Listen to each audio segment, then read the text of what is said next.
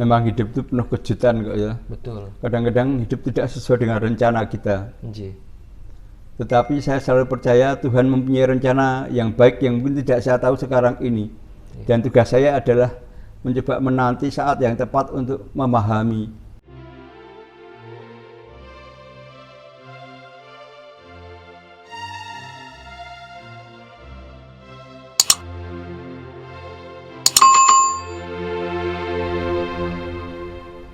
Sasa Sarapan Sabda, senang sekali karena hari ini saya, Frater Gabriel Singgi, dapat berjumpa kembali dengan sahabat Sarapan Sabda dalam edisi Bincang-Bincang Santai bersama dengan seorang Romo, Imam Keuskupan Agung Semarang. Beliau adalah Romo Matius Djoko Setio Prakoso. Selamat pagi Romo. Selamat pagi Frater Singgi. Semangat terus ya Romo? Harus Semangat ya Romo, ya. Baik, pertama-tama ini kami mengucapkan terima kasih Romo atas kesediaan Romo meluangkan waktu sejenak. Apalagi hari ini Romo harus mengikuti berbagai macam rapat ini ya Romo ya. Terima kasih banyak. Nah, dalam episode yang kedua kita akan berbicara bagaimana sih Romo Djoko mengalami mujizat, mengalami perjuangan untuk mengalami kesembuhan itu. Nah, mungkin sahabat Sarapan Sabda juga umat dari Romo Djoko mau mengetahui nih Romo. Bagaimana peristiwa mujizat yang Romo alami saat itu? Monggo Romo. Dari sisi medis sejauh saya tangkap, Ji. 16 jam itu sudah merupakan waktu yang sangat terlambat Ji. untuk memberikan pertolongan. Ji. Mohon maaf Romo, mungkin sudah bisa buka masker supaya Ji. Monggo. Maaf saya buka. Ji. 16 jam menurut sisi medis itu waktu yang sudah sangat terlambat untuk memberikan pertolongan. Ji. Karena memang penyumbatan di otak itu sudah melebar itu. Ji.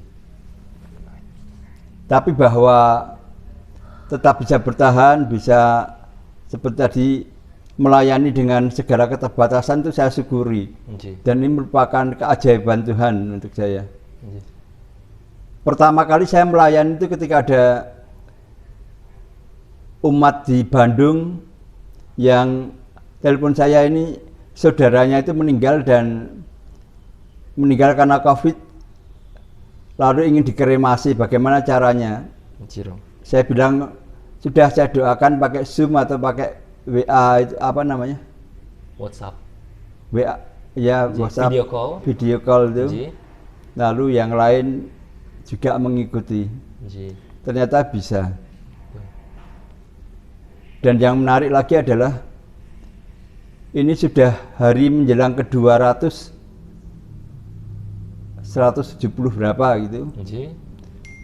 Saya itu bisa menemani teman-teman Sepex 3 Semarang Ji. doa rosario setiap jam 8 dan ditutup dengan memberikan renungan singkat.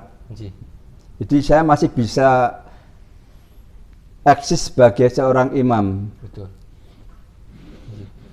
Kalau di kamar ya saya paling merayakan Ekaristi di sini. Jiro, betul. Sendiri dengan doa-doa yang dimohonkan oleh umat. Ji. Ji.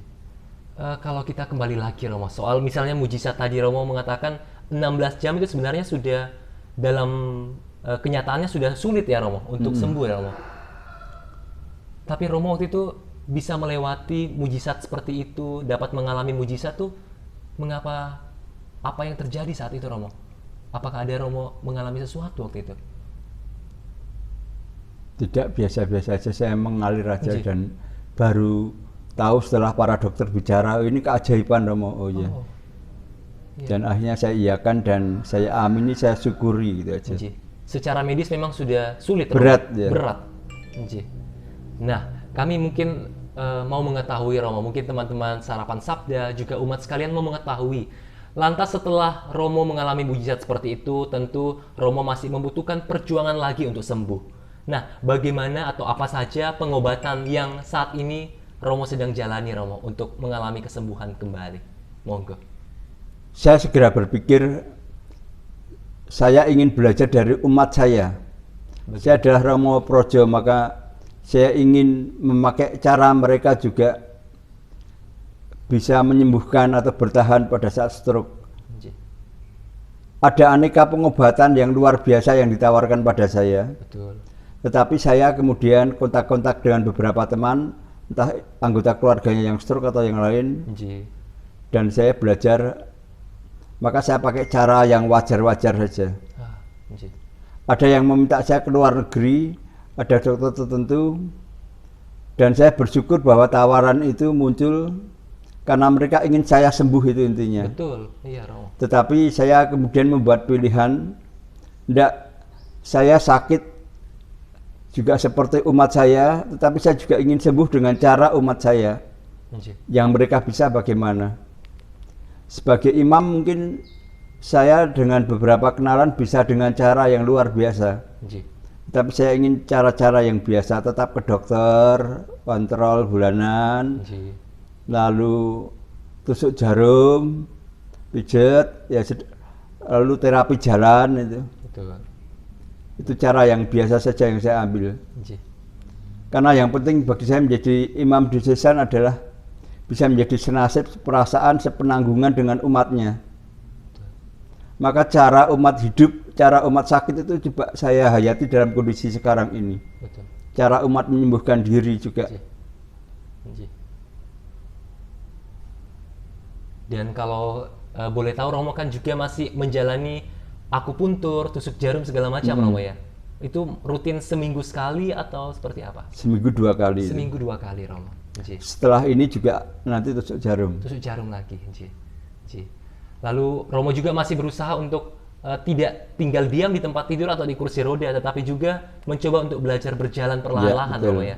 Nggih. Dari belajar misalnya berjalan itu, Romo, apa sih makna yang dapat Romo temukan? Memang hidup itu penuh kejutan kok ya. Betul. Kadang-kadang hidup tidak sesuai dengan rencana kita. Nggih. Tetapi saya selalu percaya Tuhan mempunyai rencana yang baik yang mungkin tidak saya tahu sekarang ini.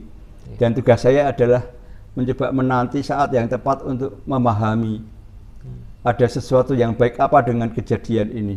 Betul. Belum bisa saya ceritakan, tapi pada saatnya saya tentu akan menceritakan Nggih. tangan Tuhan yang menolong saya dan sudah mempunyai rencana untuk saya ini. Nggih. Baik, Romo. Nah, kalau yang terakhir mungkin kami mau mengetahui, Romo, mungkin umat sekalian dulu mengenal Romo Joko ini sebagai Romo yang bahagia, Romo yang selalu membawa kegembiraan dalam setiap karya pelayanan. Tetapi dalam masa sakit seperti ini, apa sih pergulatan terbesar yang Romo alami? Ya sabar itu aja.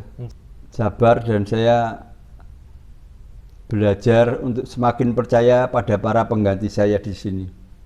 Nggih. Karena sekarang tugas saya sebagai rektor diampu oleh 3 Romo kan, Nggih, Dokter. Romo Wardi, Romo Triedi, sama Romo Fajar. Nggih.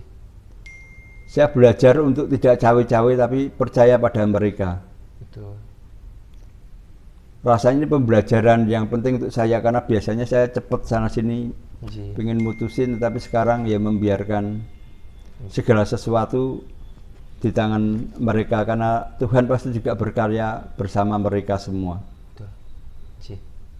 Baik, Romo, terima kasih atas sharing yang Romo berikan hari ini terkait dengan mujizat atau pengalaman kebesaran Tuhan yang Romo alami. Walaupun seperti Romo katakan tadi, tidak semua hal kita dapat mengerti saat ini, tetapi biarlah kelak kita mengerti apa sih rencana Tuhan yang baik dalam hidup kita. Kurang lebih begitu ya, Romo ya? Ya, Nggih. Baik, akhir kata saya Frater Gabriel Singgi bersama dengan Romo Joko, pamit undur diri. Sampai jumpa, matur nuwun dan Berkah dalam. berkah